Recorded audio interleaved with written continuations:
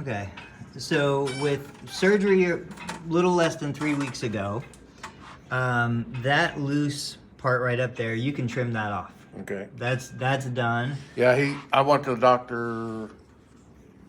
Go ahead and keep that foot Okay, I went to the moving. doctor, and he said he'd rather have it on, but if you guys needed it Yeah. trimmed, yeah, What- it says peeling while it's doing. Right. It has another one over top of it. Right. He peeled it off. Right. So what I would say is these loose ends, you want to peel or trim those off with a pair of scissors.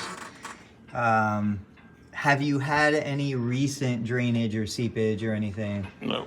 Okay. Then what we'll probably do is by next week, we'll work the rest of it off completely in the shower. Like when you're at home, just work it a little bit. I think this is just old, blood that's in there. Yeah, I think all it is. Yeah. Yeah.